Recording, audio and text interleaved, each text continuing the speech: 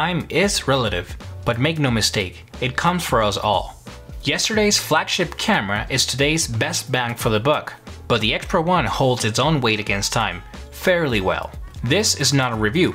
I already made a full review about this camera and you can watch it right here. But if you're wondering how I feel about this camera and what are my reasons for getting one, then this video is for you. Hi, my name is Jorge. Welcome. On this channel we merge creativity and productivity to try to live a more fulfilling life.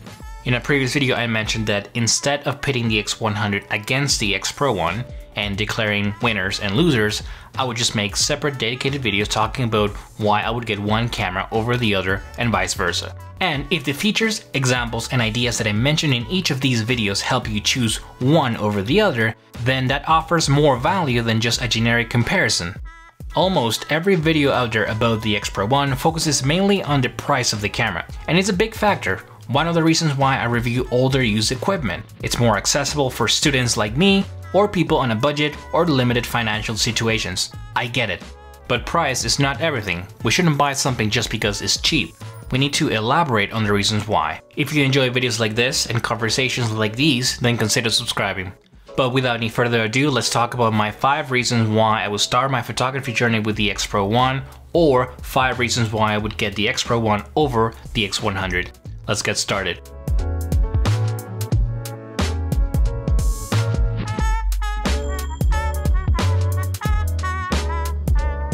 Image quality is important, and the X-Pro1 has incredible image quality. We talk about it in detail in my review. But with this camera, what we normally refer to as image quality really just stems from the first generation X-Trans sensor. The first X-Trans sensor is a huge deal and a big improvement over the actual sensor on the X100. First, it has an organic look that is hard to replicate on newer, better Fuji cameras. Lots of people prefer the organic look of the X-Pro1 over their own X-T4 or X-Pro3, and that is really something to consider. And it's something that I've asked myself as well. How come I like the results of the X-Pro1 better over the X-T3 that I very briefly owned and returned last year? Makes no sense. Is the X-Pro1 objectively better in terms of technology and innovation compared to the X-Pro3? No, of course not. Do people seem to prefer the organic look of the X-Pro1 over the X-Pro3? Yes, at least I do. And second, this sensor gives you a lot more flexibility to manipulate the colors of the camera. The film simulations, custom recipes as well, and things like that, at least compared to the original X100, which in my opinion is the most important thing about the X-Pro1. The fact that you can easily find film recipes that are custom tailored to this specific sensor is really incredible, and in all honesty just breathes new life to the camera. Giving my X-Pro1 a custom recipe that replicates the classic chrome film simulation makes me incredibly happy. I've talked about these sites on my review, but basically Fuji Weekly and the X100p Instagram account are my go-to places for custom recipes.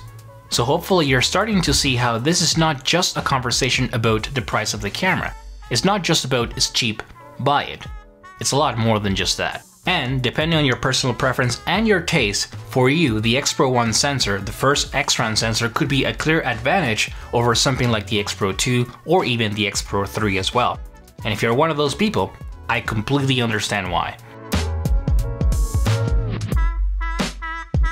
We'll talk about ergonomics and the camera feel later in the video, but the design of this camera is just beautiful. Great to look at, great to handhold, it can inspire you to try to do a little bit better than last time, and that matters as well.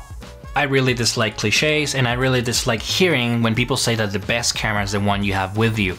That is not the case. I made a video about that and you can watch it right here. Of course, usability matters, and build quality and image quality and cost to value ratio. All of those things are important. But you also have to want to use the camera. You have to really enjoy using it. Otherwise, you never will use it. Some people might tell you that specs are everything, and they might even tell you that buying an X-Pro1 is a waste of money, that you need the latest, soulless, mirrorless computer. But if you really enjoy using this camera, and you enjoy the results you get from it, and it makes you want to go out there and take photos, and it makes you happy, then you have to ask yourself, isn't that enough? So yes, the design and the aesthetic of the camera you're using really matters. And this camera right here is just sexy AF.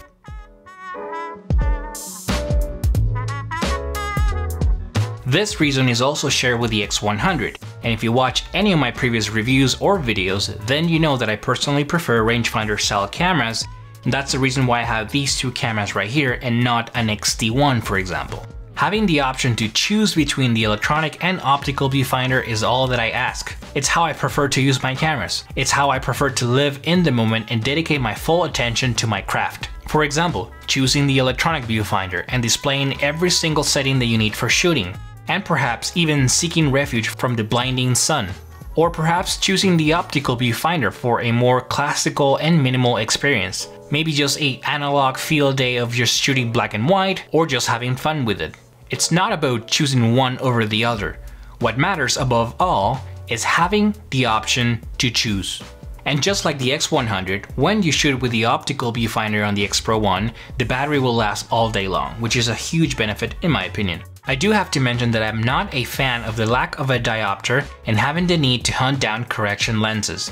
And for those of you who have asked, it's not comfortable to use this camera with glasses.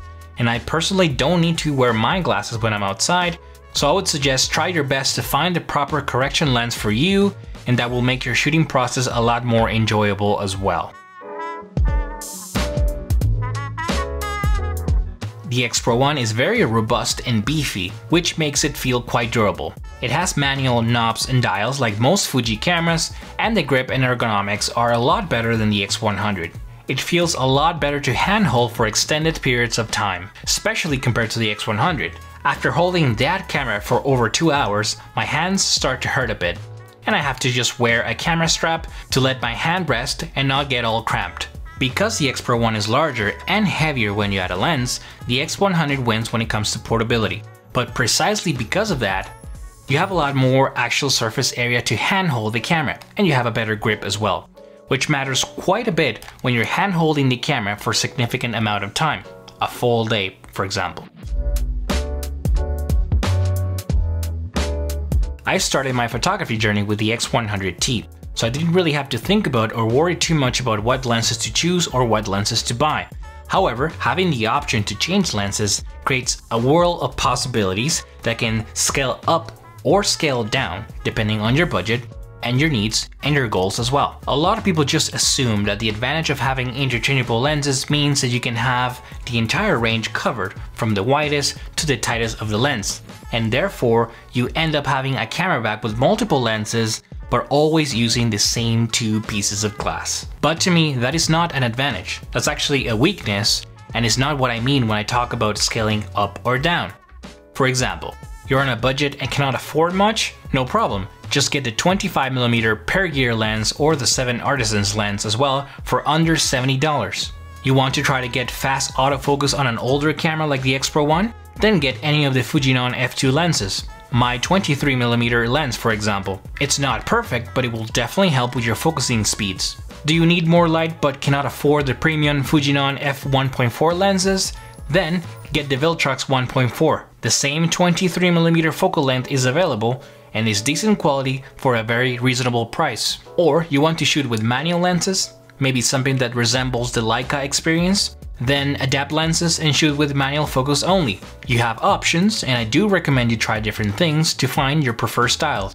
And that is what I mean when I talk about flexibility and advantages of having an interchangeable lens mount to scale it up or scale it down. That being said, I definitely encourage you to try different focal lengths, things you never tried before, lenses you never tried before. It will revitalize your love for the camera, it will make it feel fresh and new again, and it will help you stay motivated and perhaps try to go the extra mile to get better results. So why not? So whether you're considering starting your photography journey with the X-Pro1, or perhaps you already started and you're considering getting this camera over the X100, the X-Pro1 is a great camera, great image quality. I love using it and I highly recommend it to anybody out there. As always, I'm curious to know, what do you think? Do any of those 5 reasons speak to you, or anything else you would like to add? Share your thoughts in a comment down below. But that is it for today's video. If you found this video helpful or valuable, please like and subscribe, follow me on Instagram, and join my free newsletter as well. Thank you very much for watching, for giving me your time and your energy, and good luck with your creative process.